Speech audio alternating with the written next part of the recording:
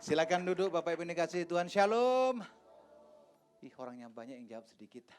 Shalom. Apa kabar?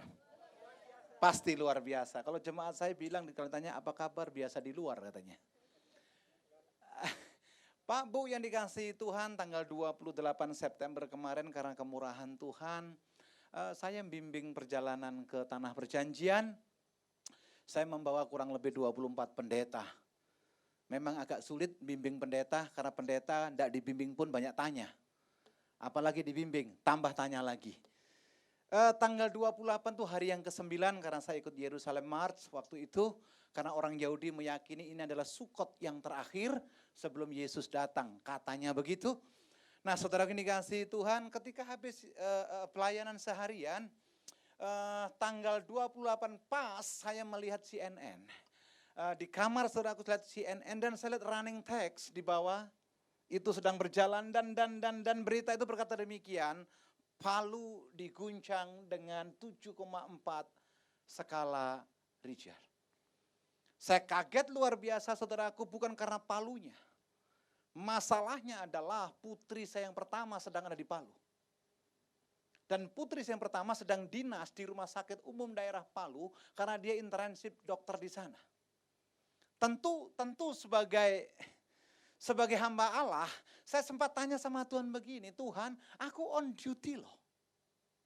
Aku sedang melakukan pekerjaan yang melayani Engkau, tapi kenapa beritanya seperti ini?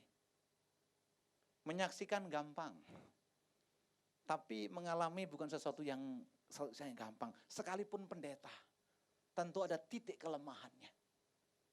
Ayo dong yang setuju katakan amin. Betul? Saya berusaha telepon anak saya, nggak bisa. Udah memasuki masa-masa winter, jadi ada perbedaan 5 jam. Dan anak saya tahu persis waktu itu sedang in charge di IGD. Saya coba telepon, nggak bisa, saya telepon ke rumah, pasti isinya hanya marah dan negur istri dan anak-anak yang lain. Saya bilang sama Tuhan begini, Tuhan aku udah melakukan bagianku, aku sudah melayani Engkau, tetapi kenapa seperti ini kejadiannya? 1 jam, 2 jam, 3 jam, sampai 8 jam berikutnya. Anak saya baru bisa telepon saya. Dan telepon bilang gini, Pak saya selamat, sekarang saya di gunung. Mati. Ya oke, kamu selamat di gunung, sekarang sudah makan kah? Utuh kah? Punya baju kah? Segala macam. Maaf, saya bapak yang bertanggung jawab, begitu kata istri saya, haleluya. Amin. Ya, tentu ada rasa khawatir, saudara yang dikasihi Tuhan. Dalam posisi ini mengucap syukur bukan pekerjaan gampang. Pak, Bu, lihat saya sebentar. Mengucap syukur itu gampang kalau keadaanmu baik. Bilang kanan kirimu, gak ada dusta di antara kita. Bilang. Betul. Mengucap syukur gampang kalau rumah tanggamu baik. Memberikan persembahan gampang kalau keuanganmu lancar. Mengampuni orang lain gampang kalau yang diampuni bertobat. Tapi kalau kontraproduktif, masih gak kita lakukan bagian kita? Amin. Saudara kini kasih Tuhan Yesus Kristus, dapat 2 hari berikutnya, anak saya nelpon lagi. Dia bilang gini, Pak, beda 4 menit, ceritanya beda. Oh iya, gimana nak? Anak saya perempuan saudaraku. Dia salah satu perempuan yang paling kurus di antara 17 dokter yang dikirim untuk internship di sana. Karena bapaknya juga kurus toh. Paling kurus dan ketika sebelum gempa 7, sekian skala ini ada gempa-gempa kecil. Tentu itu warning.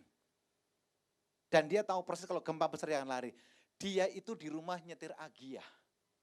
Tetapi ketika di sana kepepet bawa ambulan yang pakai El Sape itu loh. You know El Sape yang egle-egle itu, yang nguing-nguing itu.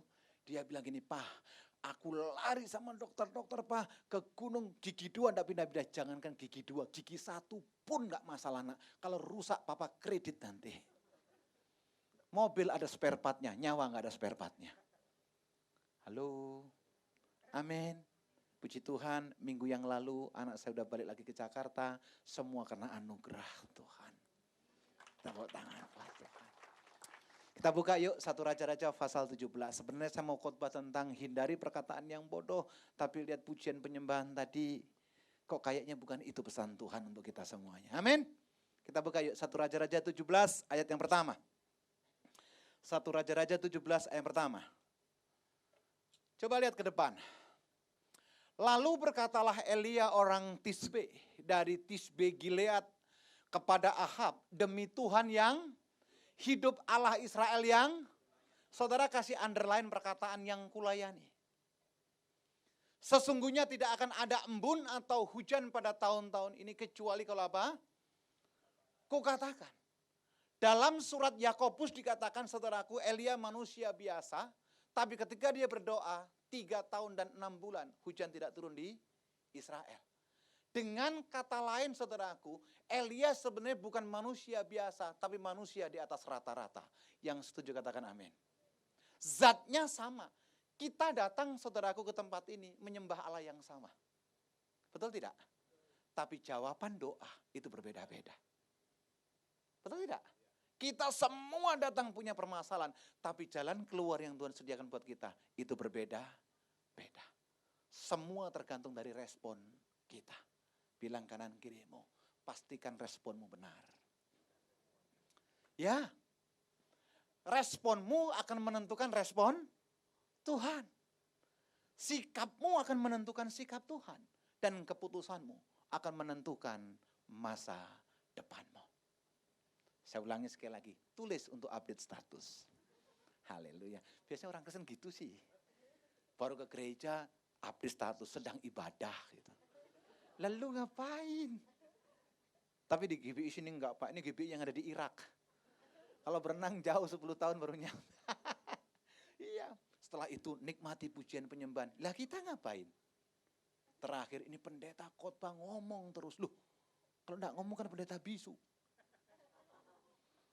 Haleluya. Saudara pernah nonton XX1? A man call it Ahok. Oke. Betul? Betul enggak? Kan ada running tag di situ kan? Please silent your mobile. Betul enggak? Dilarang bicara keras-keras segala macam. Betul nggak? Saudara nurut kan? Betul? Ada nggak yang lagi nonton film Ahok tiba-tiba, halo? Ya, halo. Sebelahmu saya bilang, kampungan kamu. Betul nggak? Loh, kita dikasih running tag saja, nurut. Tapi kadang-kadang di gereja, nggak lebih kudus daripada di, hendaklah yang bertelinga mendengar. Haleluya. Ih, wajahnya merah. Oke, saya balik ke firman Tuhan. Coba tayangan ayatnya. Apa yang menyebabkan Elia luar biasa? Dia tidak hanya mengalahkan 450 nabi Baal, tetapi Elia juga mengalahkan 400 nabi Asyerah. Nabi-nabi yang hebat. Dia hidup di zamannya sementara Ahab, Raja Israel, telah dibengkokkan hatinya oleh Isabel. Itu perempuan paling nyebelin di dunia. Dan penyakitnya nurun sampai hari ini. Haleluya. Tapi di GBI ini enggak ada. Ini di GBI yang ada di Syria. Karena jemaatnya banyak ISIS di sana. Haleluya. Kok bapak-bapak wajahnya agak beda. Haleluya. Ya, saudaraku, siapa Raja Ahab? Termasuk pilihan Tuhan, tetapi dia bengkok hatinya. Nah, kita lihat rahasia yuk. Apa yang menyebabkan Elia dipakai Tuhan? Coba lihat sekali lagi saya bacakan.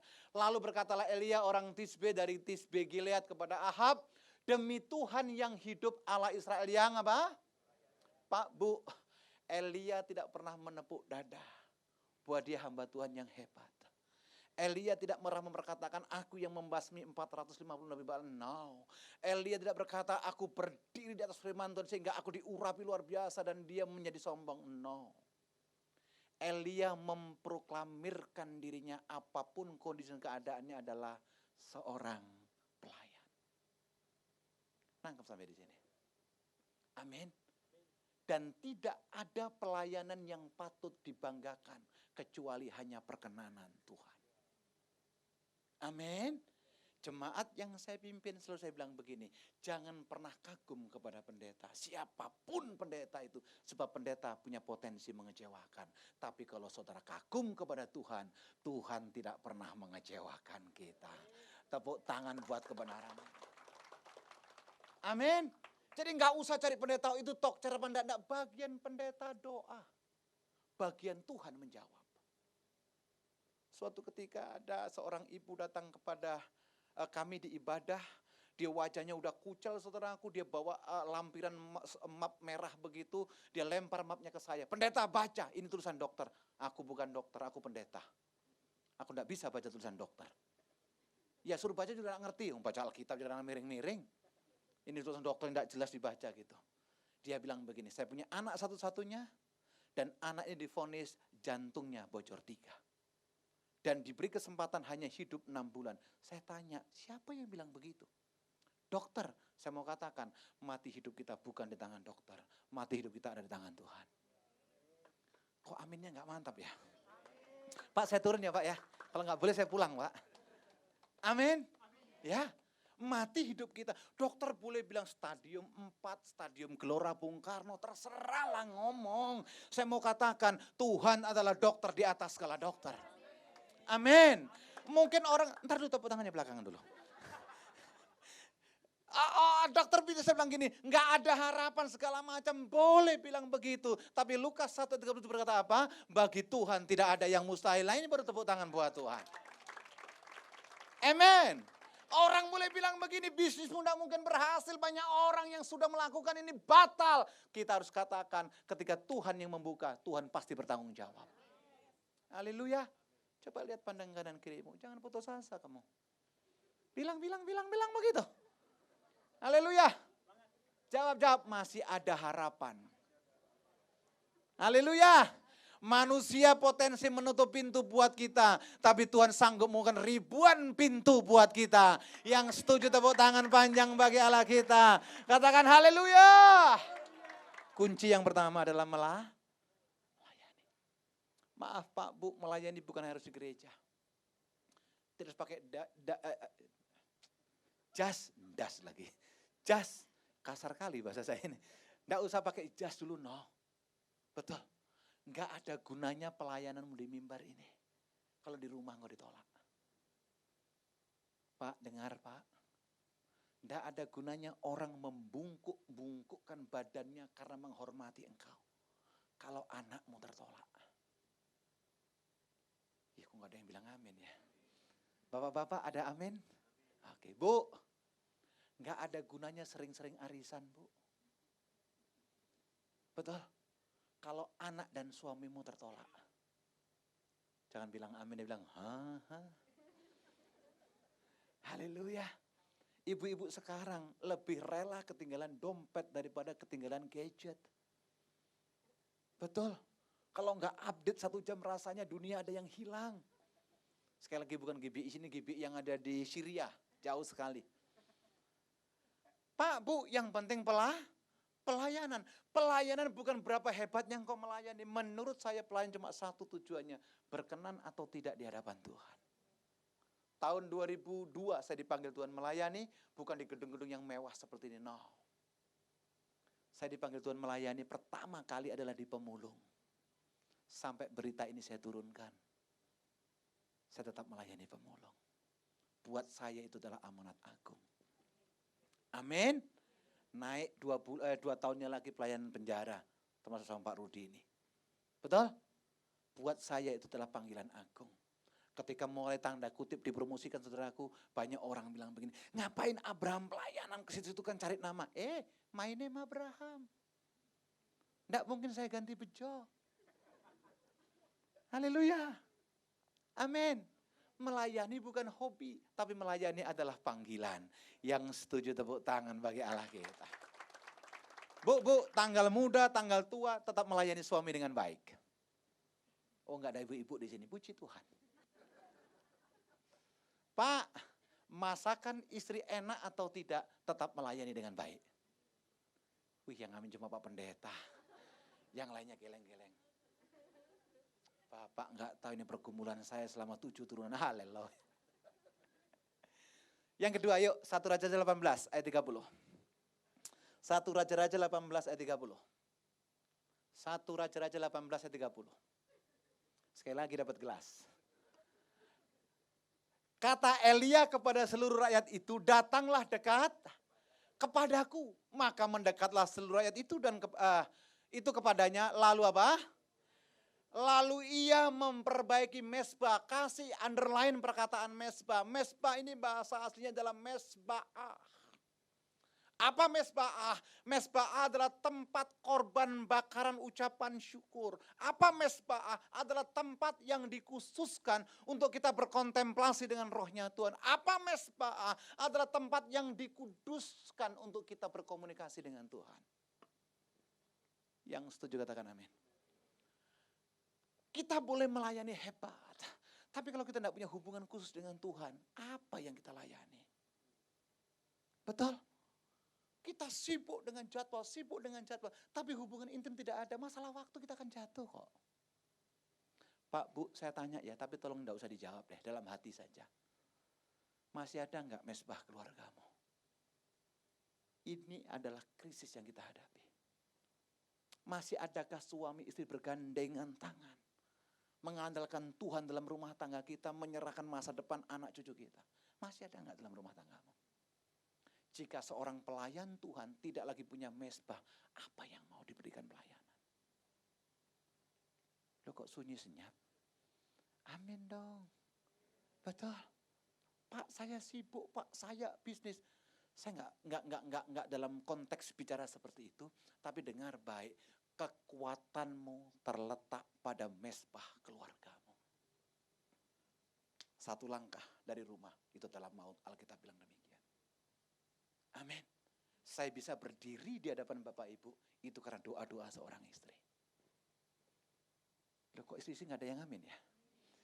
Ibu-ibu berdoa kalau tanggal muda atau bagaimana kayaknya? Oh iya, saya dari latar belakang muslim, saya cukup kuat di agama ini karena saya 2 tahun ada di pondok. Tidak ada darah sama sekali untuk saya masuk Kristen, nggak ada. Saya mengenal Tuhan juga bukan karena pendeta, bukan karena evangelis, bukan karena KKR, bukan karena Romo, bukan karena Lukas, Markus, Matius, apalagi Pak Timothy beliau belum lahir. Betul, saya ketemu Tuhan karena autodidak. Saya orang Jember. Ada yang dari Jember? Not Jember. Oh, sama Bu, podo. Ya, bukan Jember lagi, saya sekarang Jember Bu. Karena jemaat saya kebanyakan orang Batak Bu. Orang Batak tidak bisa bilang Jember katanya, biar sudah Jember sudah.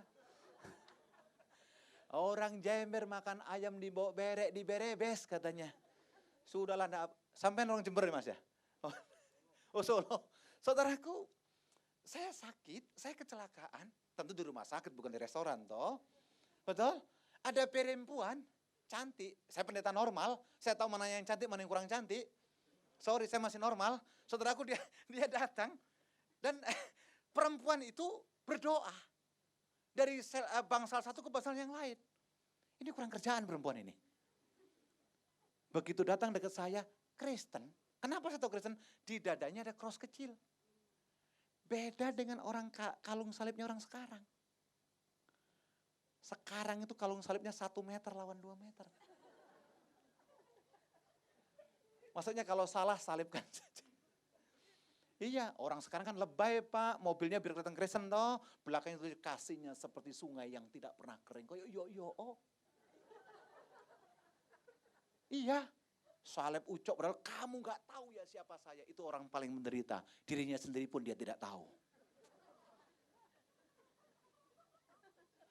Kaca kanan dibuka, ditulisi power by Holy Spirit. Kenapa? Nyetir bahasa roh. Langgar peraturan, Bapak enggak bisa, tilang. Aku jengkel kalau pendeta kesaksian, puji Tuhan ada Alkitab lolos. Enggak, bodoh itu. Enggak, aturan. Bilang kanan kirimu jangan suka melanggar. Oh iya betul. Terus kaca kiri tulisi Lukas 1:37. Untuk Tuhan tidak ada yang mustahil. Widih. Setan lihat pingsan langsung di ICU. Maaf, kalau kekristenanmu hanya atribut, gak ada hubungan dengan Tuhan, untuk apa jadi Kristen? Amin. Kristen bukan agama. Kristen adalah keputusan untuk kita hidup sama seperti Yesus hidup. Tepuk tangan buat Tuhan. Amin. Dia bilang begini, boleh gak saya berdoa? Boleh, orang sakit. Coba pengen cari jiwa gampang. Cari aja orang sakit. Apalagi sudah mangap-mangap. Itu terima Yesus dia itu. Betul. Jangankan orang seberang, orang Kristen aja kalau udah mangap-mangap begini, saya mau melayani. Telat, Pak. Malaikat udah di depan pintu, telat. Sudah stroke, saya mau melayani. Telat. Udah jatuh, bangkrut segala macam. Semua hartaku, harta yang mana? Udah telat. Hendaklah yang bertelinga mendengar. Haleluya, puji Tuhan. Glory Jesus, haleluya. Amen. Jadi kalau hari ini yang melayani anak muda itu luar biasa. Betul, udah pakai tongkat jalan begini. Shalom, tidak ada kemuliaan Tuhan. Betul. Elia sejak dari muda udah melayani dan membangun mesbah. Sebelum saudara seberang panggil-panggil, ayo bangun. Harusnya saudara sudah bangun. Betul? Makanya nyanyinya enak kan? Janjimu seperti fajar. Kalau bangunmu jam 6, enggak usah nyanyi itu. Kalau bangunmu jam 8, enggak usah nyanyi itu, munafik. Amin. Ayo dong jangan pelototin saya, biasa aja kali. Amin. Kalau bangun saudara jam 4, jam 3 nyanyi, janjimu. Itu Tuhan turun. Betul. Amin. Tapi lek PT wis kloro kabeh. Do you understand what I mean? Iya, kalau ayam udah bunyi semua, saudara nyanyi itu telat. Betul? Sebenarnya lagu itu paling tidak rohani menurut saya. Betul. Janjimu seperti fajar pagi hari. Terus? Yang tiada. Nah, saudara nyanyi aja menghayati. Itu salah lagu itu. Serius salah. Betul. Yang tiada pernah bersin. Ini pasti yang menciptakan lagu tidak pernah baca Alkitab. Oh ya. Janjimu seperti fajar pagi hari. Terus. Itu salah. Siapa bilang tidak pernah terlambat? Saudara pernah baca kisahnya Yosua? 1 hari loh diundur hari ini. Harinya diundur. Berarti fajar pernah terlambat. Loh yang ngerti bilang amin dong. Ini bukan fajar nainggolan, fajar beneran. Jadi yang nyanyi yang bener bagaimana Pak? Janjimu seperti fajar pagi hari. Terus nyanyi. Yang tiada pernah terlambat bersinar. Kecuali zaman Yosua. Itu yang benar. Haleluya. Loh kok pelototin saya? Diajari yang benar dipelototin saya. Amin. Karena kita sering dibodohin dari kecil. Coba aja orang tua kita kalau mau suruh tidur. Nina bobo. Oh Nina bobo. Kalau tidak bobo. Itu kan bodoh. Yang bobo malah gampang digigit nyamuk. Kalau lari-lari terus nyamuknya enggak bisa kejar. Betul enggak? Betul enggak? Saya anaknya petani di Jember. Ada lagu yang populer. Cangkul, cangkul, cangkul yang dalam menanam jagung di kebun orang gitu. Setahu saya karena saya anak petani, kalau nanam jagung enggak boleh dalam-dalam. Ini kelihatan korban-korban semua ini. Betul enggak? Haleluya. Makanya bangun mesbah keluarga supaya engkau tidak gampang dibengkokkan oleh kekuatan jahat. Tepuk tangan bagi Allah kita. Haleluya. Yang ketiga, 1 Raja-Raja 18 ayat 42. Sabar ya, kita ada 70 poin. Saudara buru-buru pulang enggak? Enggak kan? Saya juga udah buru-buru pulang. Saya habis ini masih ada khotbah lagi di Pakubuwono jam 2, tenang saja. Tadi saya cerita sama Pak Tim, saya hampir 5 kali pergi ke Alexis. Biasa aja, saya pendeta. Biasa aja saya jaga kekudusan. Pernah ketemu ya Pak ya? Ampuni kami Tuhan. Oh iya saya ke Ale. Pak menyesal gak ditutup? Ya antara menyesal dan tidak. Saya pernah diundang ulang tahun di sana loh. Betul salah kostum. Ya namanya pendeta pakai jas dong. Dia datang pakai kurang bahan. Subhanallah. Itu gila buka-bukaan di mana Tuhan tolong ini jiwa-jiwa Tuhan. Kalau datang City of Love penuh dengan kemuliaan Tuhan. Haleluya. Ini kok sudah tutup Bu. Jangan bahas itu deh. Nah nanti saya ibadah yang ketiga di Pakubuwono. Itu adalah gereja yang didirikan oleh owner daripada Alexis. Tidak usah heran bagi Tuhan gak ada yang mustahil. Tepuk tangan buat Tuhan. Amin. Pengen kenalan? Pengen bareng-bareng? Saya aja nanti. Ini yang keberapa Pak? Ketiga ya? Oke, berarti masih 72 poin. Haleluya. Lalu Ahab pergi makan dan minum. Tetapi Elia naik ke puncak gunung apa? Tahu artinya Karmel? Karmel is Karmelit. Karmelit itu kalau diartikan bahasa Indonesia adalah gugusan gunung anggur Tuhan. Kalau bahasa Ibraninya adalah Mispah. Katakan Mispah. Apa Mispah? The Tower of Prayer. Menara doa. Amin. Jadi kalau saudara ulang tahun, saudara mendapatkan berkat, jangan ucapan syukur dulu, harusnya saudara naik ke Mispah. Amin. Kebanyakan kita ulang tahun kan undangan makan minumnya ditonjolkan. Karena apa? Memperbaiki persahabatan. Menurut saya konteks Alkitab tidak begitu. Saudara mendapatkan kenyataan baik atau buruk, saudara mesti ke Mispah. Amin. Naik ke gunung Karmel, lalu ia membungkuk ke tanah sampai mukanya di antara kedua apa?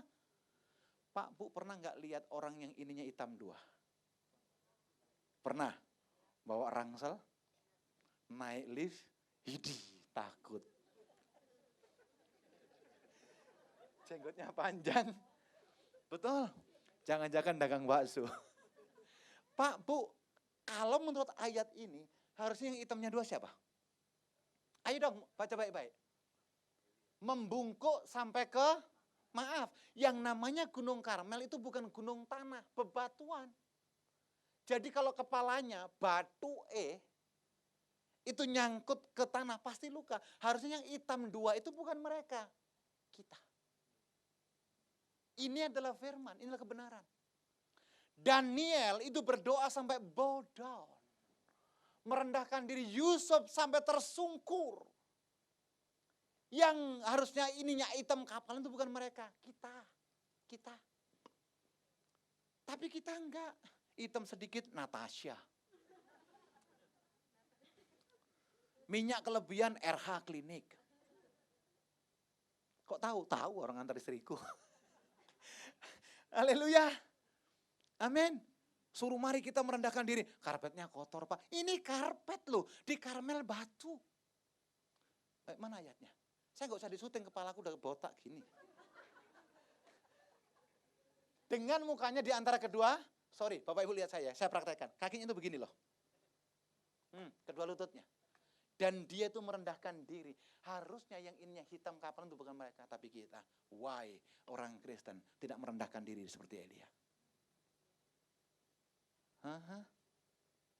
Sujud tersungkur itu bukan 1 hari, bukan 2 hari, 40 hari dia lakukan itu.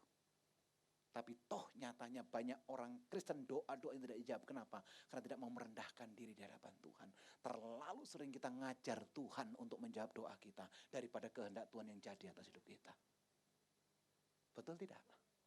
Keputusan yang baik belum tentu benar.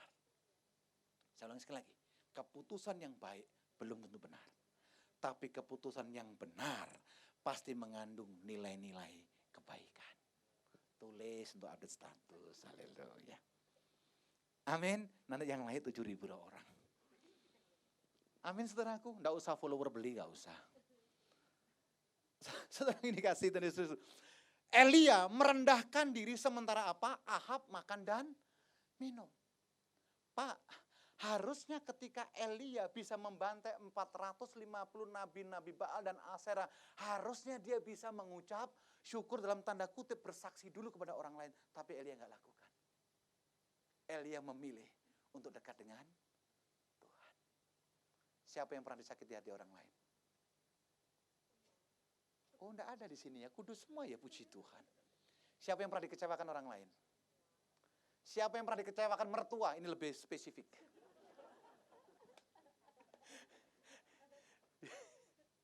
Sorry, memang kadang-kadang begitu kok. Atau saya balik pertanyaannya, siapa yang sering nyakiti hati orang lain? Ini nggak ada yang ngaku. Saudara kayak tidak berdosa deh. Pak, waktu disakiti enak nggak? Tapi pertanyaan, mengampuni atau tidak? Sebelum saya jadi pendeta, saya kerja sekuler, saudaraku. Saya 14 tahun ada di dunia pariwisata. Saya ada di Bali, puji Tuhan gaji saya $. Jadi mengenal Kristus sudah, waktu itu saya Katolik, tapi ke gereja mungkin ya panas. Paskah sama Natal. Ya. Tapi puji Tuhan, istri saya guru sekolah minggu. Saya jengkel sekali sama istri saya dulu kalau berdoa bertele-tele. Doain Pak RT lah, Pak RW lah. Kepala sekolah ini apa ini hidup ini ya? Aku bingung. Gurunya di sekolah doa, ngapain? Dia doa, saya tidur. Dia doa, saya garuk-garuk kepala. Kamu itu kalau doa, berkati keluarga ini, amin. Tegas, jelas, akuntabel, kredibel, dan dipertanggungjawabkan. Haleluya, tetap 2 periode. Lari ke saudara. Jadi bertele-tele doanya. Saya bingung, ada apa dengan istri saya ini? Istri saya mamanya dari Makassar, papanya dari Makassar. Kasar sekali dia. Kasar. Kalau panggil kamu Mi, kamu Mi. Mamanya made in Kupang. Widih, kayak Pertamax Plus. Saya kalau khotbah ini, ayatnya lagi hilang. Saya kalau ingat ini, ingat Isabel waktu itu. Istri saya dulu kalau marah itu, aduh ngeri. Takut aku. Kalau ada orang marah-marah di rumah, dia bilang gini, balas! Oh enggak, saya nyontoh dia. Karena waktu itu saya takut juga. Balas! Kan saya orang Jawa. Enggak. Balas! Enggak. Dia terakhir bilang, kamu ini banci. Loh. Anakku 3. Lah kamu berbuat sama siapa? Oh iya. Kau masa dibanci-bancin pria sejati kayak begini, gile aja ini. Saudara, itu betul. Saya tanya begini, kamu kenapa nikah sama saya waktu itu? Apa karena saya ganteng? Enggak, jadi GR gue. Apa karena enggak ada laki-laki lain? Enggak. Kenapa? Karena kamu Jawa. Loh, kenapa orang Jawa? Orang Jawa gampang diatur. Aduh, ini pelecehan ini, aduh. Dia ini Anda tidak tahu urapannya orang Jawa, lelo ya. Bu, dulu Bu, gak sekarang Bu, jangan prototin saya, biasa aja Bu, dulu. Sekarang dia udah bertobat Bu, saya batuk, kopi keluar.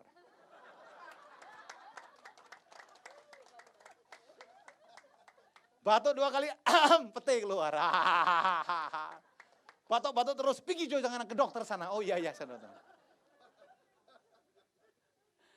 Artinya ada perubahan.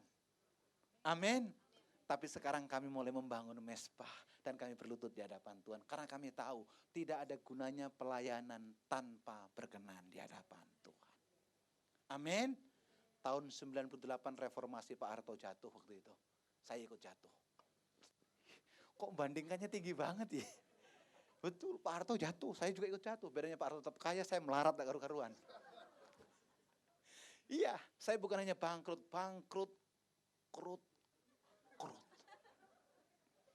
The first krut,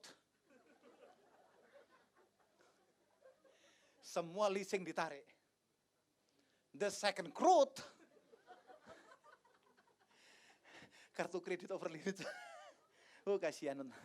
Betul, the third krut, saya harus move. Dan rumah mertua saya harus saya gadai. Saya pindah ke Jakarta. Betul? Dan tahun 2000 saya ngambil keputusan baru dibaptis. Oh, pendeta masih kemarin sore. Biarin deh. Yang penting Tuhan dipermuliakan. Amin. Saya pergi ke Jakarta, saudaraku. Istri sama anak-anak saya tinggal. Saya masih bawa uang 540 juta in that time. Kalau beli bakso, itu pentolnya dari sini menuju ke Tasikmalaya. Haleluya. Luar biasa. Ini Kristennya masih menyala-nyala, luar biasa. Kita pedoi banyak kali, no? Haleluya. Saya datang ke Jakarta, saudaraku, lolo, enggak ngerti Jakarta itu apa. Ada sepupu istri saya, Kristen tulen pelayan Tuhan. Pelayan Tuhan tiap minggu 3 kali dia kayak udah minum obat. Dia bilang gini, mas kan dari deso. Dari desoin. Uangnya sini, saya kelola. Nanti saya kasih 15 juta tiap bulan. Aku telepon istriku. Saya nggak takut Pak, enggak, sorry. Cuma hormat lebih sedikit.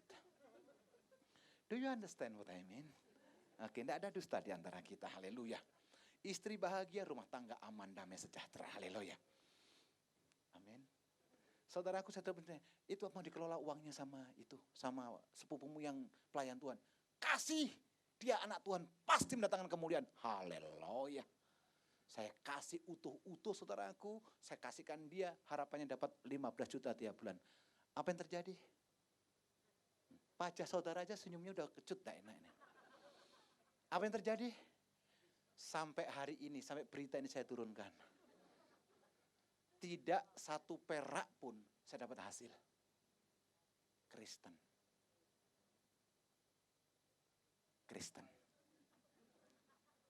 Pelayan Tuhan. Kristen. Coba yang Kristen angkat tangan. Harus jelas dulu nih. Kalau salah masuk bahaya ini. Betul. Dulu saya bertobat, ngeliat orang itu hebat loh. Ada orang mati nyanyi dengan sungguh-sungguh. Betul? Ada utang bayar. Waktu itu. Sekarang? Podo ae. Iya, tanyain Pak Rudi ini. Saya tahun lalu mimpin Natal di Cipinang, yang datang 1000 jiwa. Kaget aku. Yuk Pak, namanya Abraham, Paulus, semua di situ nama surga semua. Ini di penjara. Ini nggak ada 1000, di sana 1000 semuanya.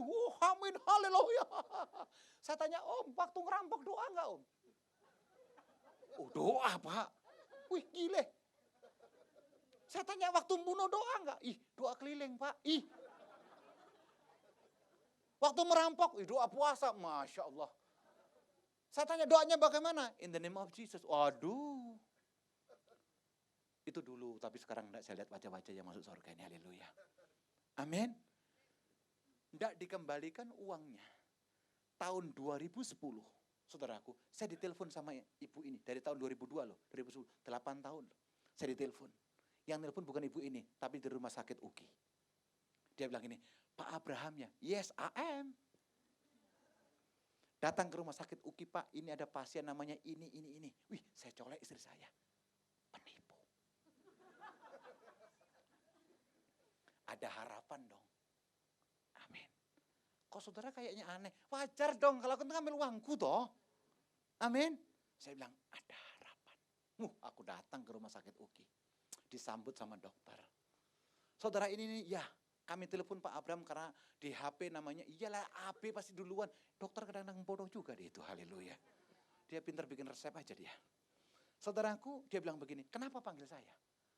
Dia bilang begini, pasien tidak bisa dilanjutkan perawatannya. Terus?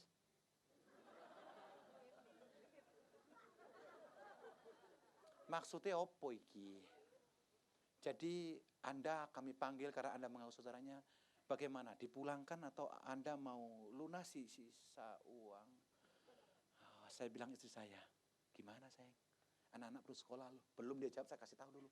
Anak-anak perlu sekolah, masa depan mereka itu perlu jaminan yang luar biasa.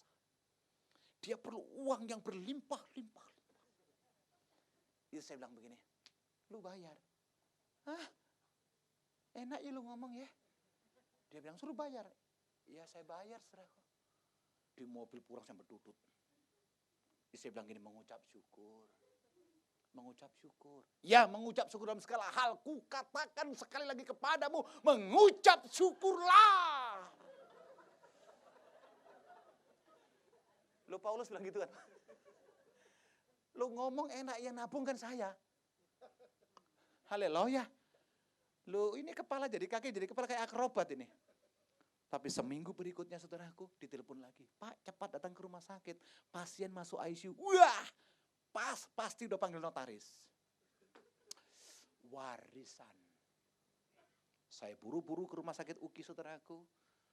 Orang medis bilang begini, Pak, maafkan kami udah berusaha semaksimal mungkin. Pasien tidak bisa ditolong. Oh, terus tadi ada tanda tangan enggak? Orek-orek gitu, warisan atau apa gitu. Enggak, Pak. Enggak. Malah ICU-nya 2 hari belum dibayar. Subhanallah. Ini penyakit lagi turun ini. Pokoknya aja belum balik, enggak ada cuannya pokoknya. Saudara yang dikasih Tuhan, istri saya tanya, bagaimana? Bayar aja kamu. Saya? Ya karena saya menghormati dia ya. Oke, saya lakukan dengan sukacita dan sangat terpaksa sedikit. Puji Tuhan. Haleluya. Amin. Taruh di rumah duka saudaraku, mayatnya tidak keluar-keluar. Saya tanya, kenapa tidak keluar-keluar? Ya tentu tidak bisa jalan toh, udah jadi mayat bagaimana? Dia bilang begini, nggak ada yang melayani Pak. Nah terus pelayan selama ini bagaimana? Nggak ada. Adiknya bilang, saya dengar katanya Mas pendeta. Ah terus? Ya, tolong bisa nggak Mas melayani? Nggak gampang saudaraku. Saya bisa bilang ini, saudara-saudara ini kasih Tuhan, mayat yang kaku di depannya penipu. Dia yang membuat saya sengsara dan Tuhan hukum dia. Kan selesai nggak diundang lagi dong. Betul nggak? Loh, gampang menyaksikan tapi tidak kamu lakukan. Saya bilang depan orang banyak, Tuhan itu membuat segala sesuatunya indah pada waktunya. Ini istri saya bilang so sweet. Sweet bagaimana jantung ini dak-dikduk berdetak lebih cepat. Terus sebelum pergi ke Pondok Rangon rumah masa depan kita, saya tanya keluarga, ada ambulan, ada kuburan enggak? Enggak ada, kalau enggak saya beli. Belum ditanyain saya tawar diri Pak. Pasti enggak bayar dia. Saya harus bayar. Dia bilang, iya enggak ada Mas, saya belikan. Tapi ngenes juga. Sudah sampai di kuburan saudaraku, saya pikir ada mukjizat, ada pendeta. Ternyata dia bilang gini, udahlah paket hemat, kamu aja langsung nguburin. Saya bisa panggil petugas, petugas lempar. Loh selesai kan? Toh bangkai itu. Lempar, tutup dan saya pulang. Enggak. Tetap saya khotbah, pengkhotbah 12 ayat 7 berkata. Dan debu itu kembali menjadi tanah.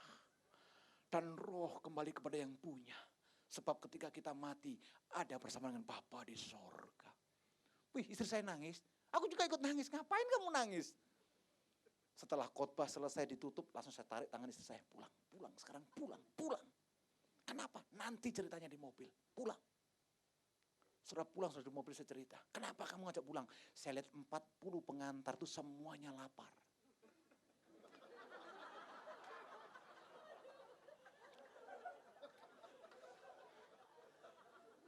Dan ini tidak ada ranah pelayanan. Jadi kita makan sendiri. Biar dia mau makan batu, terserah. Pak, Bu, coba kalau saya tidak melakukan dengan sukacita, mungkin saya nggak bisa berdiri di tempat ini. Haleluya. Kalau saya nggak bisa melepaskan pengampunan, beda cerita kok. Kalau kita nggak bisa mengucap syukur pada Tuhan, beda cerita. Ngomong gampang, melakukan nggak gampang. Amin. Pak, Bu, saya bersaksi untuk kemuliaan nama Tuhan. Ketika saya full timer, sungguh-sungguh dalam Tuhan, bukannya diberkati, enggak, malah 7 tahun saya pindah dari kontrakan satu ke kontrakan yang lain. Pindah ke Haji Nain, Haji Sofyan, Haji Paat. Haji Umairaman enggak Pak? Calon presiden kita, untung tapi enggak jadi presiden. Kalau jadi presiden repot, ibarat sore enggak boleh. Begadang, jangan begadang. Haleluya. Puji Tuhan. Pindah bukan karena hobi pindah, enggak bisa bayar. Betul, 3,5 tahun anak saya tidak bisa bayar sekolah. Jadi kalau mau lihat anak saya naik sekolah, saya tanya sama temannya, anakku naik sekolah atau tidak? Oh naik, puji Tuhan. Tapi karena kita setia kepada Tuhan, saya bersaksi untuk kembali nama Tuhan. Tahun 2015 kemarin anak saya yang pertama telah diwisuda menjadi seorang dokter. Amin. Anak saya yang kedua sudah sarjana dan sekarang kerja di Bank Permata. Anak saya yang ketiga, puji Tuhan, 7 tahun.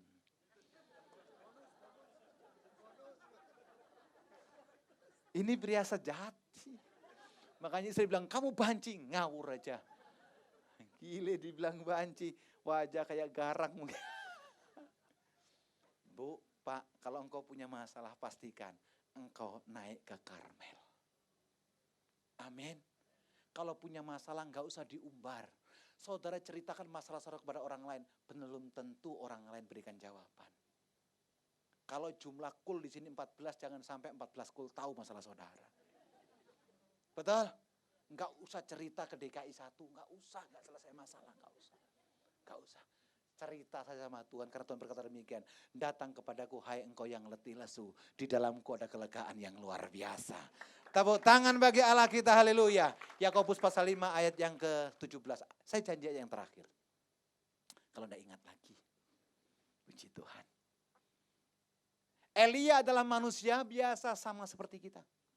Dan ia apa? Saudaraku, ini kunci yang keempat. Sungguh. Pak, Bu, boleh saya tanya enggak sebentar aja? Keputusan Tuhan bisa diubah atau tidak? Yang tidak bisa diubah, angkat tangan. Yang bisa diubah, angkat tangan. Yang bingung. Saudara tinggal pilih nomor 1 atau nomor 2, itu saja. Jadi kalau foto mau begini atau mau begini, itu terserah saudara. Soalnya gini Alkitab bilang gini, siapa yang suam-suam kuku akan aku muntahkan. Siapa yang sepakat dengan saya, keputusan Tuhan tidak bisa diubahkan. Angkat tangan. Tidak bisa diubahkan. Yang bisa diubahkan. Loh. Yang abu-abu hati-hati loh. Tuhan bilang aku muntah. Pak, Bu, keputusan Tuhan itu bisa diubahkan. Dalam kasus-kasus tertentu. Siapa yang mengubahkan? Dimulai dari kita. Saya tadi janji yang terakhir, tapi bonus sedikit ya Pak ya. Minta sedikit aja Pak. Saya tahu waktu adalah time. Tolong 1 Samuel 1 ayat 5. 1 Samuel 1 ayat 5. 1 Samuel 1 ayat 5. Meskipun ia mengasihi Hana, ini adalah Elkanah, ia memberikan kepada Hana hanya apa? Baca selanjutnya dengan keras. Sebab Tuhan telah apa? Siapa yang menutup kandungannya? Dengan kata lain nasib Hana Karena apa? Karena Tuhan yang menutup. Ayat 6. Tolong ayat 6. Ayat 6. Ya, tetapi madunya selalu menyakiti hatinya supaya ia gusar. Terus, siapa yang menutup kandungan Hana? Tuhan. Berarti boleh saya artikan bahwa Tuhan nasibnya mandul. Tapi, ini udah mulai lain-lain ini. Iya Hana. Tuhan mandul lagi. Gimana ini?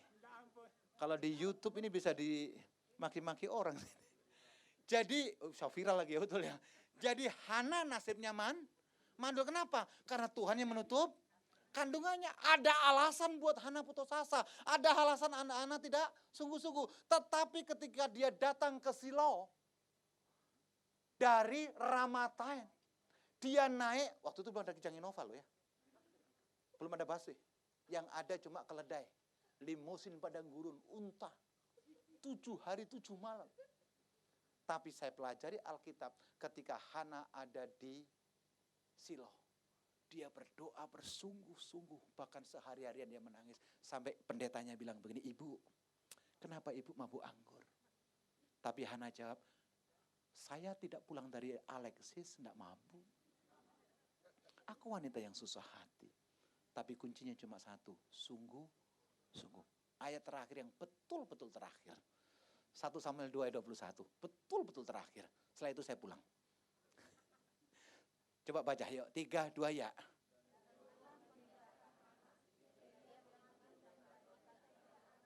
Wow. Wow. Dalam kesusahannya, Hana bilang begini kepada Imam Eli, kiranya belas kasihan Tuhan turun atasku dan diberikan aku 1 anak saja, ketika diberikan anakku menjadi nasir Allah di rumah Tuhan. Nasir Allah cuma ada 2. 1 Samuel, 2 adalah Simson. Samuel berhasil, Simson fail. Betul? Pertanyaannya yang diminta Hana cuma 1. Tuhan kasih berapa? Ayo baca yuk. Dan Tuhan mengindahkan. Terus?